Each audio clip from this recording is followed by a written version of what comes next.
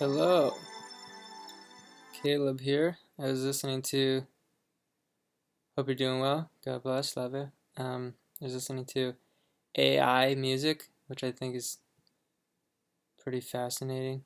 Um, Thought maybe I'd like to do a reaction video, but I already heard this one, but I think it's really good.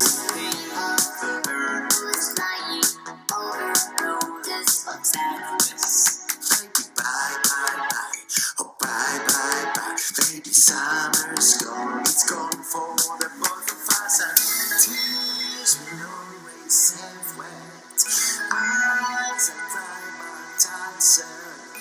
Five on the mission, I will let you go forever. Blue jeans and bloody tears, blue jeans and bloody tears. There's no life without your life in misery. Blue jeans and bloody tears.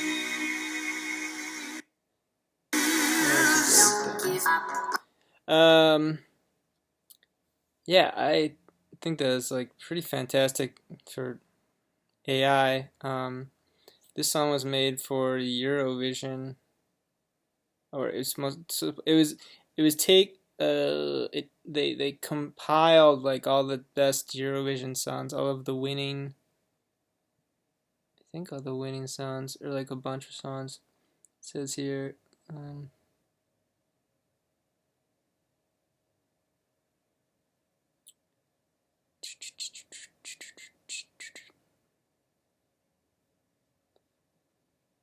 Um, I forget, but they took they had compiled a bunch of songs. I think it was all the winning songs of Eurovision, which if you don't know, is Eurovision is an annual song contest in Europe. Um, so then they put it through this AI, I don't know, software machine or whatever, and then it came up with. Apparently they edited a little bit, but like even the lyrics, the robot the AI came up with it, and it's kind of weird, but um, it's different, interesting. I think this is really fascinating.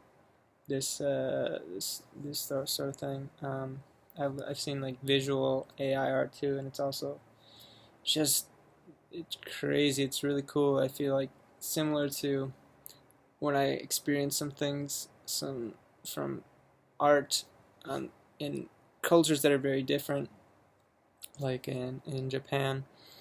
Um, it's just like really cool. I think it's kind of like being a kid when you experience something that you just really it's so different from what you know, and I think the quality can be really good. It can be like just too weird and bizarre.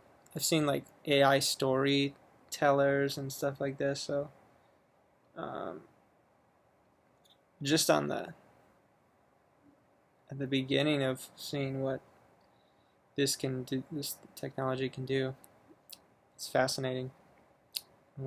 I love seeing like new things. So if there's something that can constantly pump out something very different and new, that's wonderful. I've been keeping track of like ideas that I've had to talk about certain things, and even if nobody sees this, is that too bright? Um, it's okay with me. So I just like talking about things, and most people don't like talking much in detail. So I guess I just kind of talk with myself. Um, so in that sense, it doesn't bother me if no one ever sees these videos, but maybe someone could get something out of it. Um, Something I wrote down was it was thinking of if someone asked me like what is the best piece of advice I could give, what I would say. And I don't think this would be it, but I do think this is important and everyone should hear it, is that be careful when taking advice, because everyone else um, is so influenced by their experience and how their brain interprets those experiences, and that's coming out to you as advice. Um, and so a lot of people just kind of recycle things that they think of that they've heard that they think sounds good, or that is it, or has worked out for them. Um, someone might have the advice of, uh, you know, make sure you uh, buy a house. Everybody's got a. It's good to build up wealth and buy a house, so make sure you do that. And I think that's usually good advice if someone can do that. But it's not always, because some people, they might want a life of frequent change and or travel. And in that case, if you're constantly buying and selling houses as opposed to like renting, uh, you can come into a lot of problems, mainly being that you'll lose a certain percentage to realtors every time you do that. Um, and also you're paying extra for insurance. So I mean, if you're somebody who wants a life in which you move around every 6 months or year or something, maybe at least for a certain time of your life or whatever, it might not be good. And also, in some areas, property value actually goes down if the population's decreasing. And so there's just a lot of things you have to take into account. That's just one example. So it might be a good advice for a certain part of someone's life, or might never be good for some certain people's lives. Um, Another thing is, like, if you can get a much higher rate of returns from another investment, it might be better to put money into that. There's a lot of different things, but yeah, I think that's a pretty good example. Um, and yeah, because some advice is just not good. Some people think it is, but it's not. Uh, uh, some is good, but only for certain people. But some is great too. So you just kind of have to analyze it yourself and try to do your best. Um, but try to consider the source, I suppose I would say, and the person's experiences, and consider the time that someone had been growing up in. It might be very different from your time, or if someone's giving you career advice, may be very different from your industry person advice.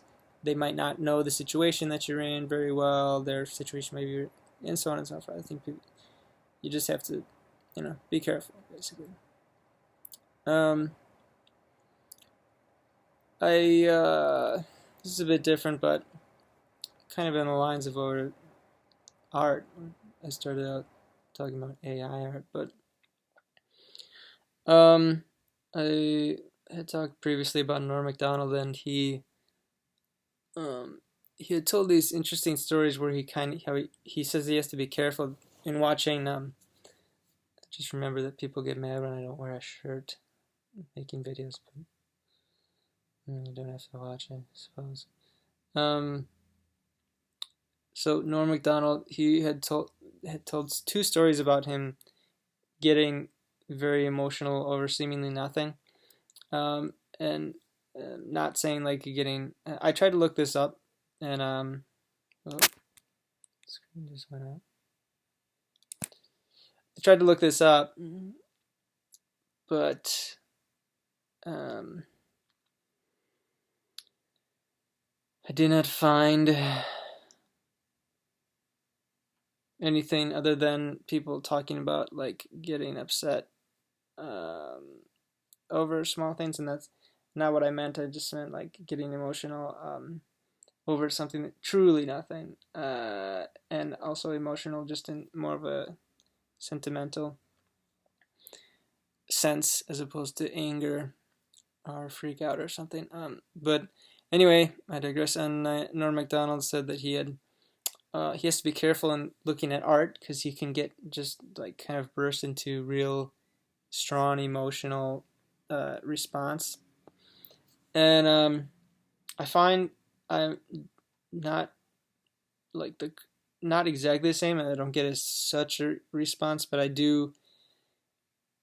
One trigger I learned from me is that if it's someone who's like really following doing something they really believe in or they're really good at, I get real emotional, and I think maybe it's because I had done that for so long. I tried for a long time to have a music career, acting career, um, entertainment career, and so I feel like that's still within me, and I can't really escape it no matter what else I do. I feel like I want to entertain people. Um, I want to be heard and loved. I also want to love other people. I don't know if that's. I want to make people happy and full of joy and like enjoying things.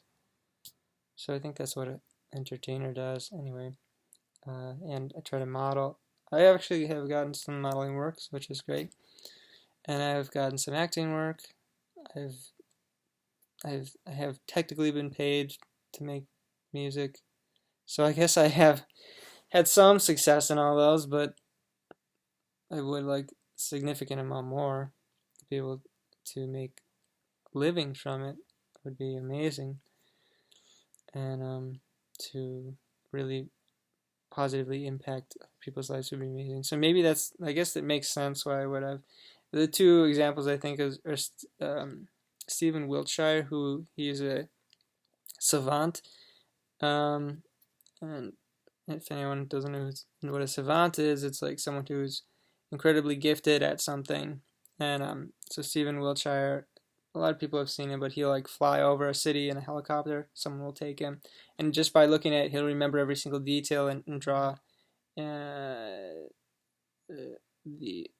the whole city, the buildings and everything. And every single detail is a little bit over exaggeration, but a lot of detail, certainly. Um, it's pretty amazing. And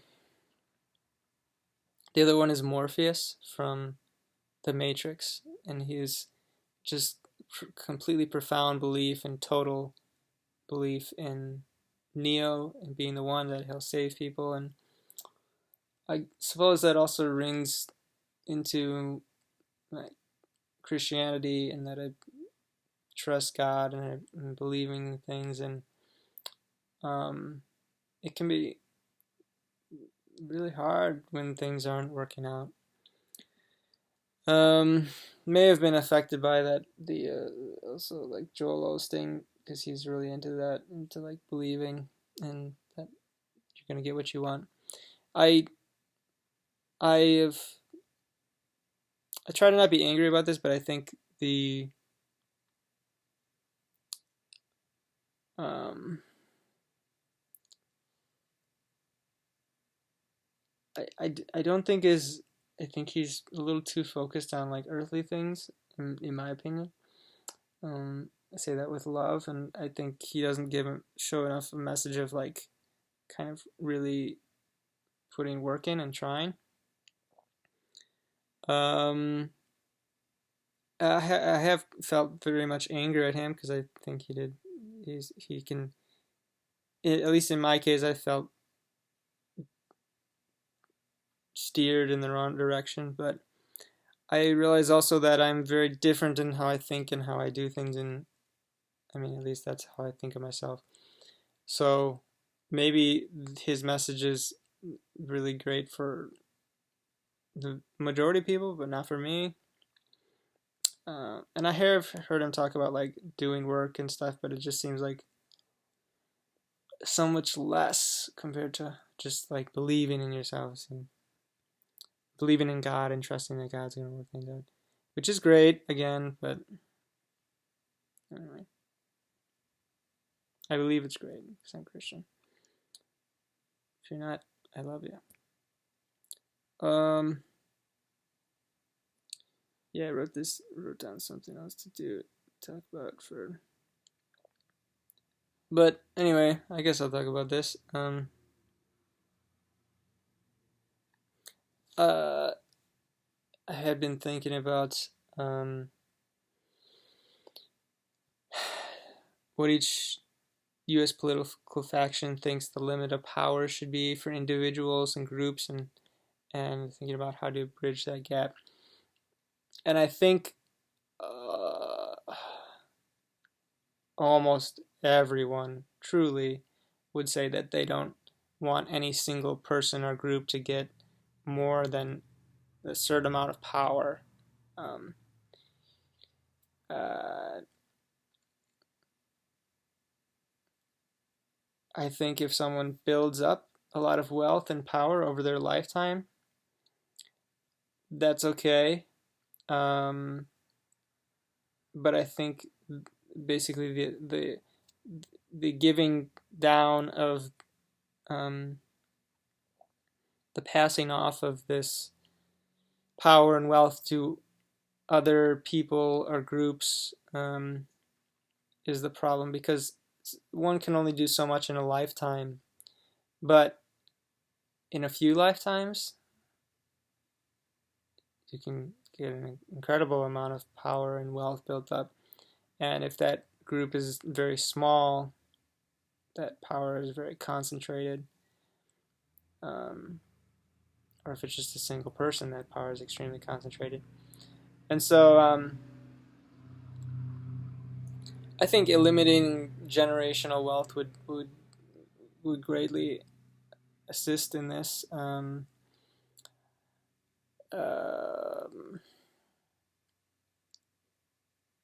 I think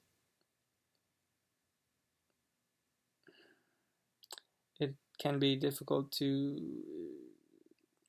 deal with, but I do think it's possible.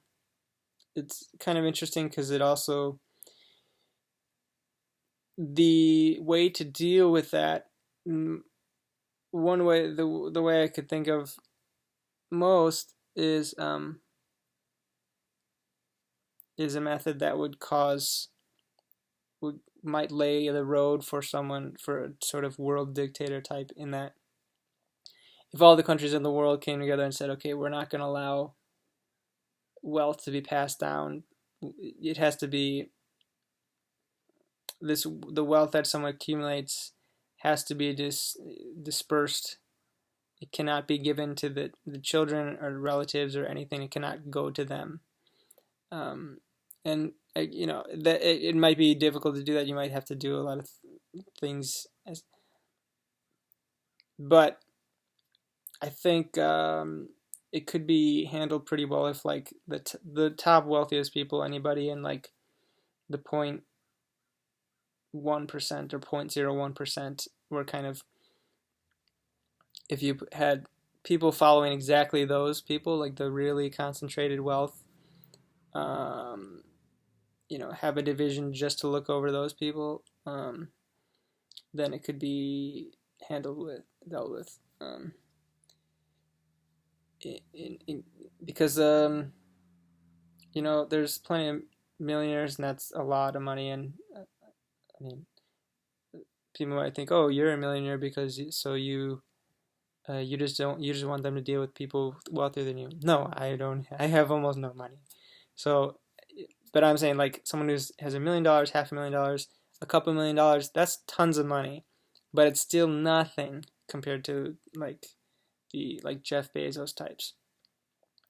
Now, from what I know, that he mostly, I think he was born into, or he was raised by like a at least middle class family, maybe upper middle class, and it may be upper class, but still the vast majority of his wealth, 99.99%, was from him working. So I'm okay with this as long as that money doesn't just go straight to his kids and they just live off of that, and then that goes straight to them, and then they can keep investing in building it up, and then they own everything. But there's like few people. Um, and I think most people, that's also not what they want. And similarly, You know, I see both right people on the right and left do this. Uh, you know, right now I think the right is kind of showing their opinion on the matter in that you know, these corporations, like one may have a monopoly in something. Um, I think in that case it should be broken up, um, dealt with somehow, likely by breaking up something. And it's interesting because I'm not. I suppose I can't think of something off the top of my head to do, but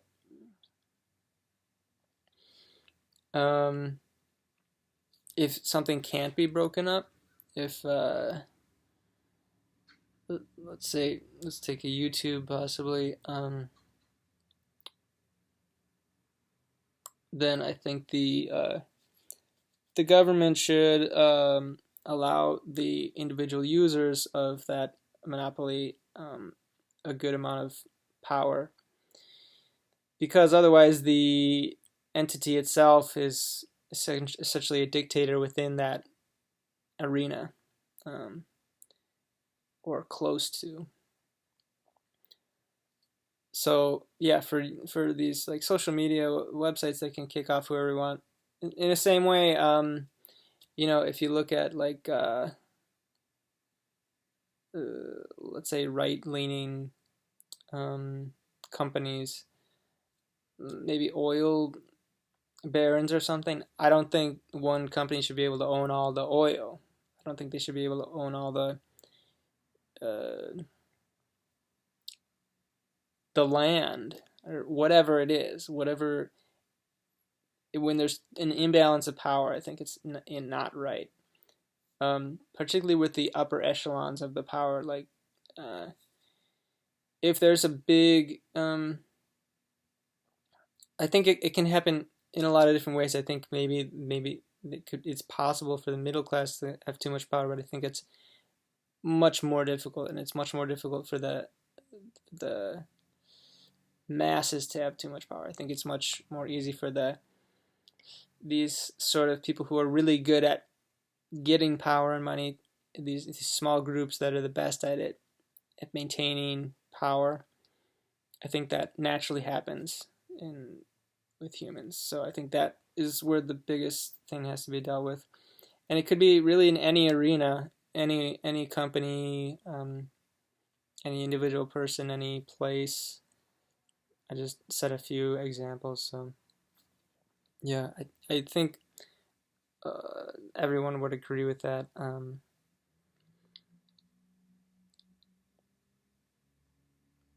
Yes. Um, almost everyone. Uh,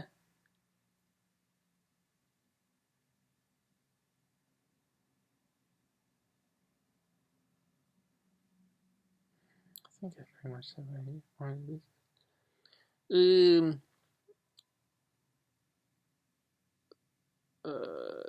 I guess this is one other thing. I was thinking about someone that I know that um,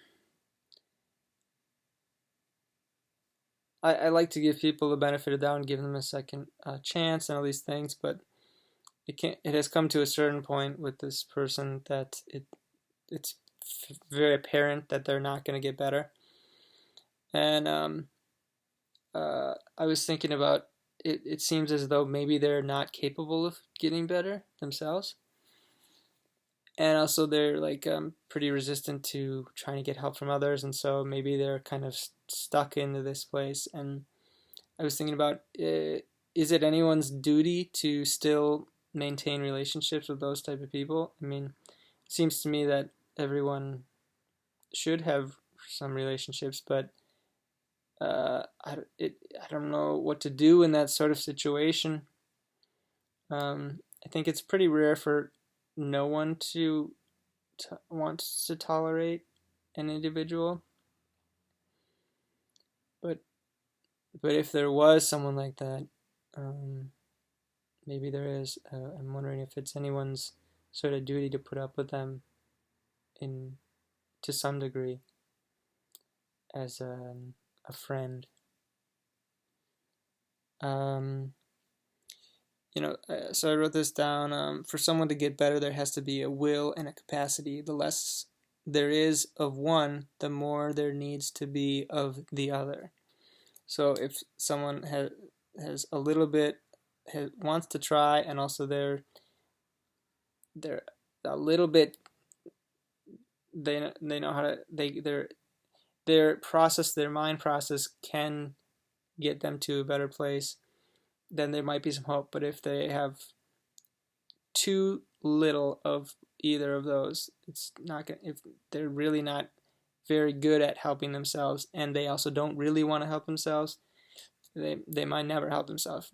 If they really want to help themselves but they're not very good at it, they might still find a way because they'll keep searching. If they're really good at helping themselves but they don't really want to, they might just never put in the work to do so. So yeah.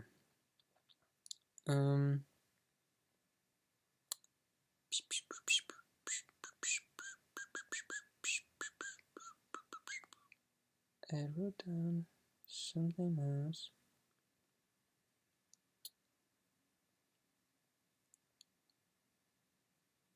I guess that's about it. I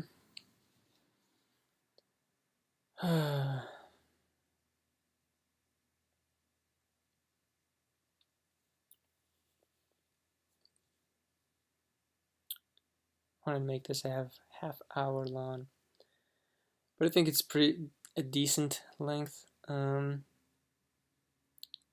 So thanks for watching. God bless. Have a good one. Love ya. Take care.